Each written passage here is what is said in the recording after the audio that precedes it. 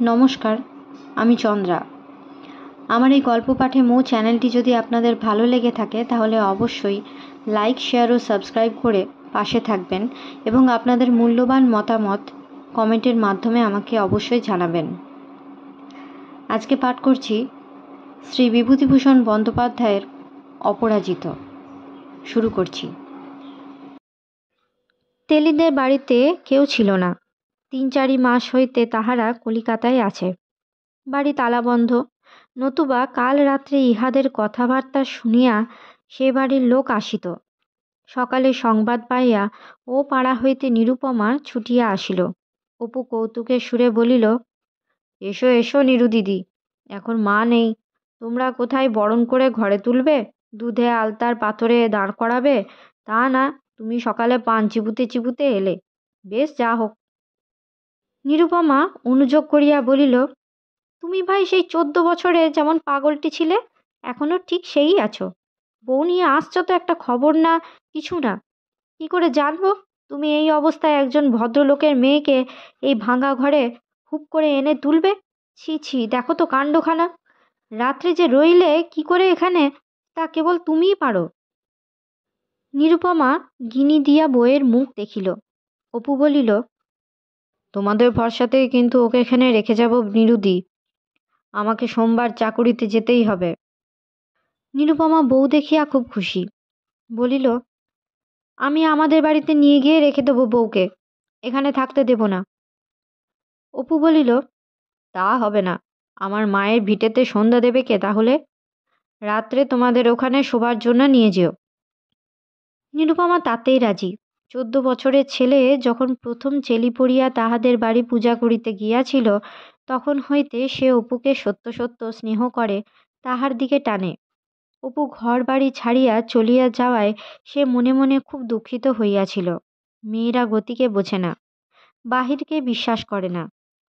মানুষের উদ্দাম ছুটিবার বহির্মুখী আকাঙ্ক্ষাকে শান্ত সংযত করিয়া তাহাকে গৃহস্থালী পাতাইয়া বাসা বাঁধাইবার প্রবৃত্তি নারী মনের সহজাত ধর্ম। তাহাদের সকল মাধুর্য, স্নেহ, প্রেমের প্রয়োগ নৈপুণ্য এখানে। সে শক্তিও এত বিশাল যে খুব কম পুরুষই তাহার বিরুদ্ধে দাঁড়াইয়া জয়ী হইবার আশা করিতে পারে। অপু বাড়ি ফিরিয়া নির্বাধাতে নিরুপমা স্বস্তির নিঃশ্বাস ফেলিল। কলিকাতায় ফিরিয়া অপুর আর কিছু ভালো লাগে না, কেবল শনিবারের অপেক্ষায় দিন গুনিতে থাকে। বন্ধু বান্ধবদের মধ্যে যাহারা নববিবাহিত তাহাদের সঙ্গে কেবল বিবাহিত জীবনের গল্প করিতে ও শুনিতে ভালো লাগে। কোনো রকমে 1 সপ্তাহ কাটাইয়া শনিবার দিন সে বাড়ি গেল। অপর্ণার গৃহিণীপনায় সে মনে মনে আশ্চর্য না হইয়া পারিল না। এই 7-8 দিনের মধ্যেই অপর্ণা বাড়ির চেহারা একেবারে বদলাইয়া ফেলিয়াছে। তেলি বাড়ির বুড়ি ঝিকে দিয়া নিজের তত্ত্বাবধানে ঘরের দেওয়াল লেপিয়া ঠিক করাইয়াছে, দাওয়ায় মাটি ধরাইয়া দিয়াছে, রাঙা এলা মাটি আনিয়া চারিধারে রং করাইয়াছে, নিজের হাতে এখানে তাক ওখানে কুলুঙ্গি গাঁথিয়াছে। তক্তপোষের তলাকার রাশিকৃত ইঁদুরের মাটি নিজের উঠাইয়া বাহিরে ফেলিয়া গোবর মাটি লেপিয়া দিয়াছে। সারা বাড়ি যেন ঝকঝক তকতক করিতেছে। অপর্ণা জীবনে এই প্রথম মাটির ঘরে পা দিল। পূর্ব গৌরব যতই ক্ষুণ্ণ হোক, তবুও সে ধনী বংশের মেয়ে, বাপ মায়ের আদরে লালিত। বাড়ি থাকিতে নিজের হাতে কখনো বিশেষ কিছু করিতে হইত না। মাসখানেক ধরিয়া প্রতি শনিবারে বাড়ি যাতায়াত করিবার পর অপু দেখিল তাহার যাহা আয়, ফি শনিবার বাড়ি যাওয়ার খরচ তাহাতে কুলায় না। সংসারে 10-12 টাকার বেশি মাসে এ পর্যন্ত সে দিতে পারে নাই।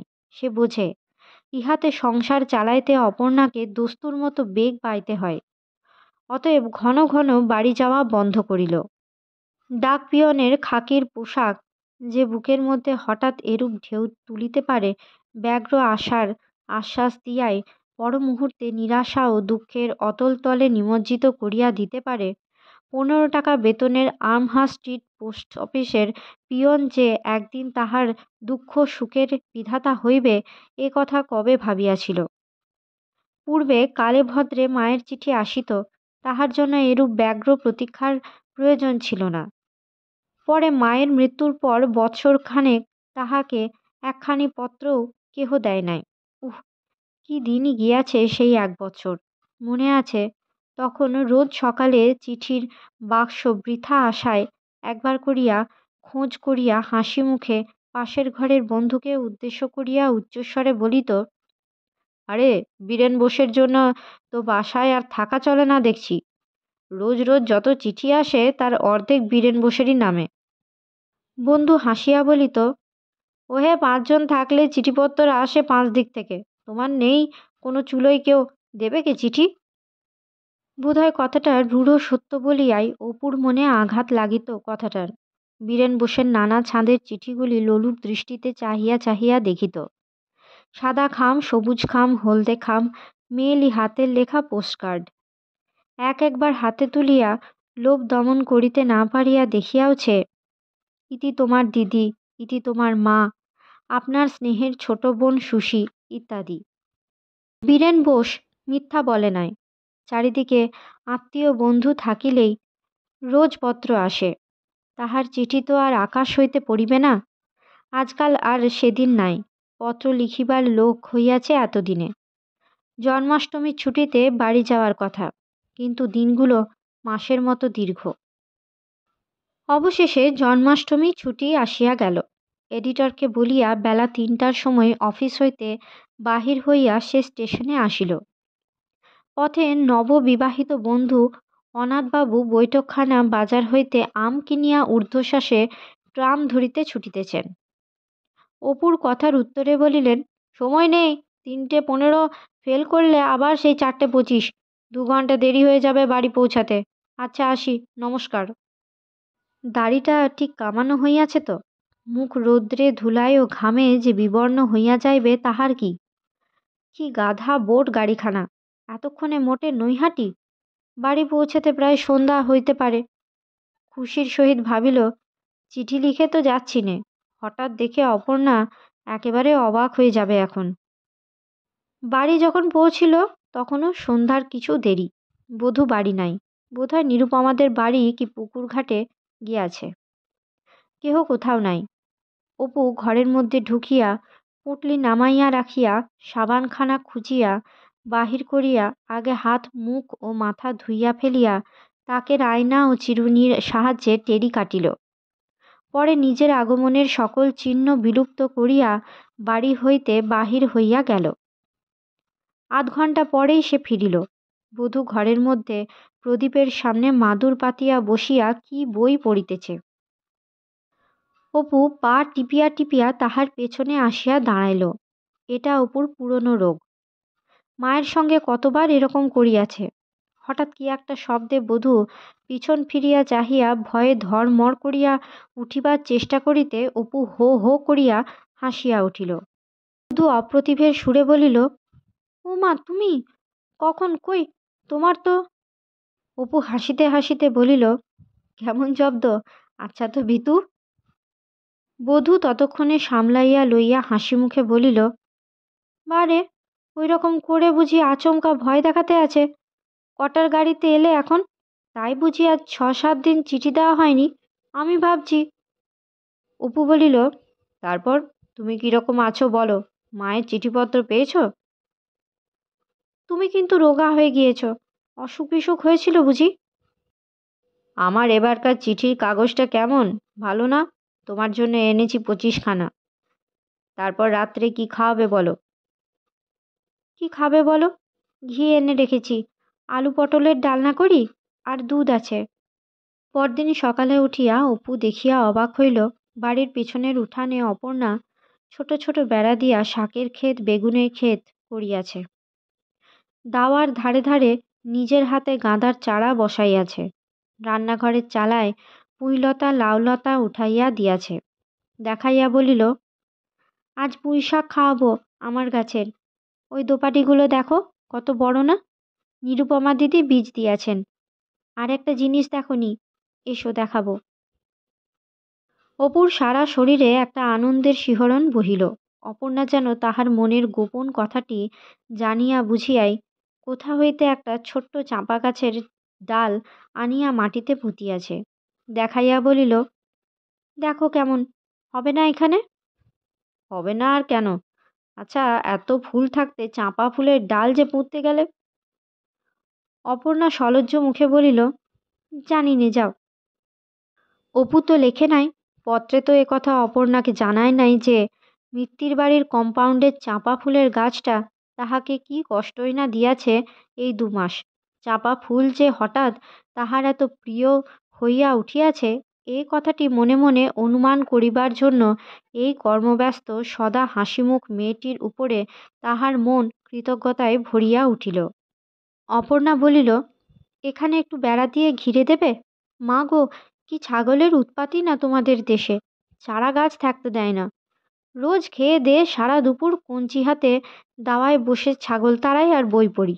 দুপুরে রোজ নিরুদি আসেন, ও বাড়ির মেয়েরা আসে, ভারী ভালো মেয়ে কিন্তু নিরুদিদি। আজ সারাদিন ছিল বর্ষা, সন্ধ্যার পর একটানা বৃষ্টি নামিয়াছে, হয়তোবা সারা রাত্রি ধরিয়া বর্ষা চলিবে। বাহিরে কৃষ্ণাষ্টমীর অন্ধকারে মেঘে ঘনীভূত করিয়া তুলিয়াছে। বধূ বলিল, রান্নাঘরে এসে বসিবে? গরম গরম সেকে দিই। অপু বলিল, তা হবে না, আজ এসো, আমরা দুজনে এক পাতে খাবো। অপর্ণা প্রথমটা রাজি হলো না। অবশেষে স্বামীর পীড়াপিড়িতে বাধ্য হইয়া একটা থালায় রুটি সাজাইয়া খাবার ঠাঁই করিল।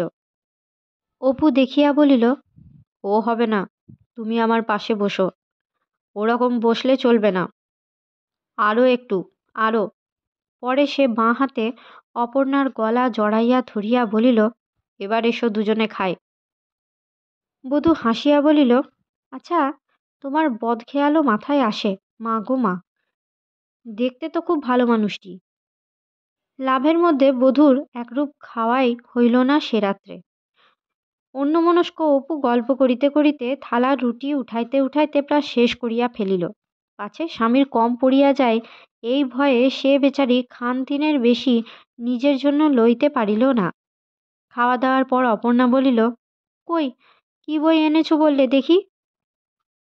দুজনেই কৌতুকপ্রিয় সমবয়সী সুস্থ মন বালক বালিকার মতো আমোদ করিতে, গল্প করিতে, সারা রাত জাগিতে, অকারণে অর্থহীন বকিতে দুজনেরই সমান আগ্রহ, সমান উৎসাহ। অপু একখানা নতুন আনা বই খুলিয়া বলিল, পড়ো তো এই পদ্যটা। অপর্ণা প্রদীপের সলতেটা চাঁপার কলির মতো আঙুল দিয়া উস্কাইয়া দিয়া পিলসুজটা আরও নিকটে টানিয়া আনিল। পরে সে লজ্জা করিতেছে দেখিয়া অপু উৎসাহ দিবার জন্য বলিল, পড়ো না, কই দেখি। অপর্ণা যে কবিতা এত সুন্দর পড়িতে পারে অপুর তাহা জানা ছিল না। সে ঈষৎ লজ্জাজড়িত স্বরে পড়িতেছিল, গগনে গরজে মেঘ, ঘন বরষা, কূলে একা বসে আছি, নাহি ভরসা। অপু পড়ার প্রশংসা করিতেই অপর্ণা বই মুড়িয়া বন্ধ করিল। স্বামীর দিকে উজ্জ্বল মুখে চাহিয়া কৌতুকের ভঙ্গিতে বলিল, থাক গে পড়া, একটা গান করো না। অপু বলিল, একটা টিপ পড়ো না খুকি, ভারী সুন্দর মানাবে তোমার কপালে। অপর্ণা সলজ্জ হাসিয়া বলিল, যাও। সত্যি বলছি অপর্ণা, আছে টিপ? আমার বয়সে বুঝি টিপ পড়ে? আমার ছোট বোন শান্তির এখন টিপ পড়বার বয়স তো। শেষে তাহাকে টিপ পড়িতেই হইল। সত্যই ভারী সুন্দর দেখাইতেছিল। প্রতিমার চোখের মতো টানা আয়ত সুন্দর চোখ দুটির উপরে দীর্ঘ ঘন কালো জোড়া ভুরুর মাঝখানটিতে টিপ মানাইয়াছে কি সুন্দর। অপুর মনে হইল এই মুখের জন্যই জগতের টিপ সৃষ্টি হইয়াছে। প্রদীপের স্নিগ্ধ আলোয় এই টিপ পড়া মুখখানি বারবার সতৃষ্ণ চোখে চাহিয়া দেখিবার জন্যই। অপর্ণা বলে, ছাই দেখাচ্ছে, এ বয়সে কি টিপ মানায়? কি করি, পরের ছেলে বললে তো আর কথা শুনবে না তুমি? না গো, পরের মেয়ে, শোনো, একটু সরে এসো তো। ভারী দুষ্টু, এত জ্বালাতনও তুমি করতে পারো? অপু বলল, আচ্ছা, আমায় দেখতে কেমন দেখায় বলো তো সত্যি? কেমন মুখ আমার, ভালো না প্যাঁচার মতো? অপর্ণার মুখ কৌতুকে উজ্জ্বল দেখাইল, নাক সিটকাইল, বলিল, বিশ্রী, পেঁচার মতো। অপু কৃত্রিম অভিমানের সুরে বলিল, আর তোমার মুখ তো ভালো, তাহলেই হয়ে গেল। যাই, শুইগে যাই, রাত কম হয়নি, কাল ভোরে আবার। বধূ খিলখিল করিয়া হাসিয়া উঠিল। এই রাত্রিটা গভীর দাগ দিয়া গিয়াছিল অপুর মনে। মাটির ঘরের আনাচে কানাচে গাছপালায় বাঁশবনে ঝিমঝিম নিশীথের একটানা বর্ষার ধারা, চারিধারই নিস্তব্ধ। পূর্ব দিকের জানালা দিয়া বর্ষা সজল বাদল রাতের দমকা হাওয়া মাঝে মাঝে আসে। মাটির প্রদীপের আলোতে ঘরের ঘরের মেঝেতে মাদুর বিছাইয়া সে ও অপর্ণা। অপু বলিল, দেখো, আজ রাত্রে মায়ের কথা মনে হয়। মা যদি আজ থাকতেন।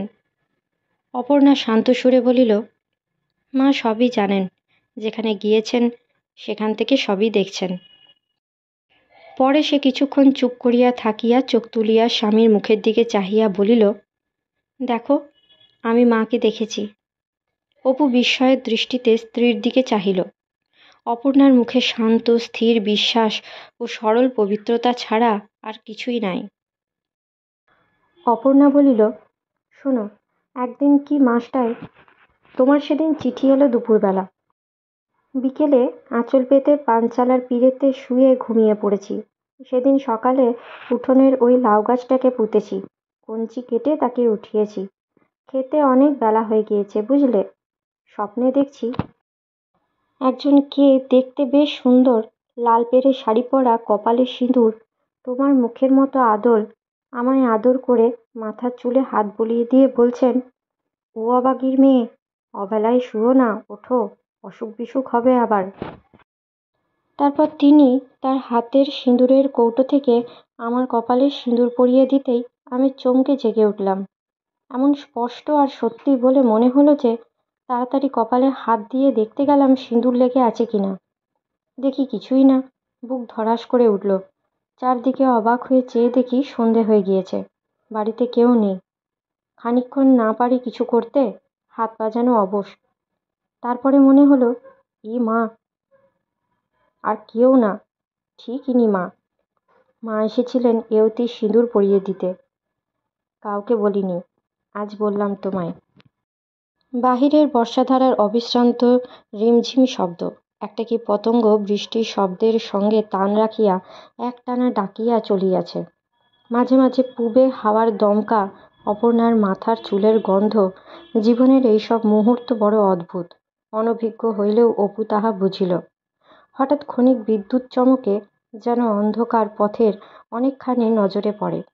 এমন সব চিন্তা মনে আসে, সাধারণ অবস্থায় সুস্থ মনে সারা জীবনেও সেসব চিন্তা মনে আসিত না। কেমন একটা রহস্য, আত্মার অদৃষ্ট লিপি, একটা বিরাট অসীমতা।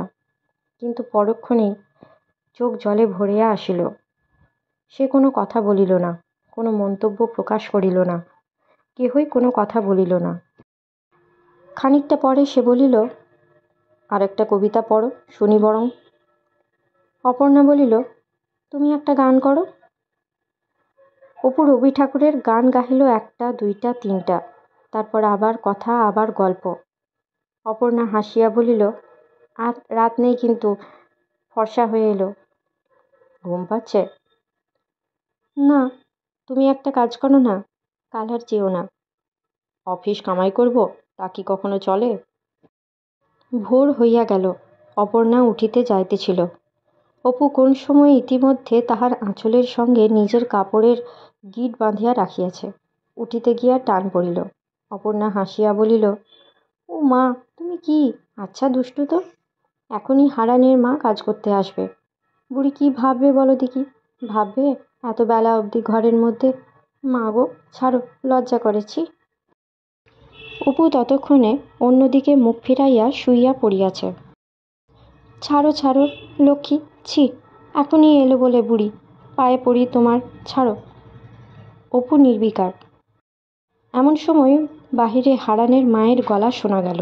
অপর্ণা ব্যস্তভাবে মিনতির সুরে বলিল, ওই এসেছে বুড়ি, ছাড়ো, ছি, লক্ষ্মীটি ওরকম দুষ্টুমি করে না, লক্ষ্মী। হারানের মা কপাটের গায়ে ধাক্কা দিয়া বলিল, বৌমা, ভোর হয়ে গিয়েছে, ওঠো ওঠো, ঘড়াঘটিগুলো বার করে দেবে না? অপু হাসিয়া উঠিয়া আঁচলের গিট খুলিয়া দিল। অফিস কামাই করিয়া সেদিনটাও অপু বাড়িতেই রহিয়া গেল। আজকের মতো গল্প পাঠ এই পর্যন্ত। পরবর্তী অংশ নিয়ে আসবো পরবর্তী ভিডিওতে। সকলে ভালো থাকবেন, সুস্থ থাকবেন এবং পাশে থাকবেন। নমস্কার।